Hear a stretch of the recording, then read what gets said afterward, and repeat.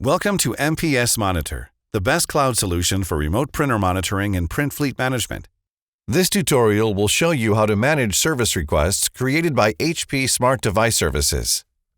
Service requests can discover and notify maintenance problems on devices so that the fleet manager is informed about issues and may perform the actions needed to solve in a timely and effective way.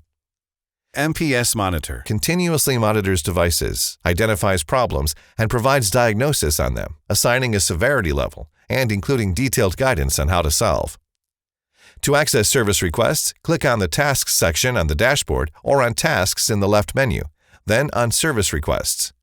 Service requests can be filtered by different parameters, by intervention code, by state, by category, or by severity. This is the list of service requests. By clicking on Show, you will access the device page with details of the issue and suggested actions. Service requests belong to three main categories based on the source and type of problem. Expert rules requests are those requiring an immediate action for an existing problem.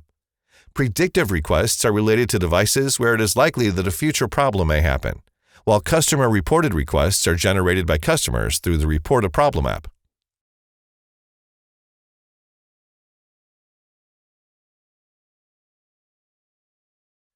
By clicking the Recommended Actions panel, you will access a description of the problem with instructions to solve it. You can update the status of the service request by opening the drop-down menu. Click Update Status to record your choice. This feedback will be used by HP to improve the diagnostic process and ensure better service. Predictive requests allow you to identify devices that are expected to fail in the future. To view them, click on Open Predictive Service Request on the Tasks section in the dashboard, or click on Tasks from the left menu and on Service Requests. Then click on Predictive in the Service Request category. Click on the Show button for each request.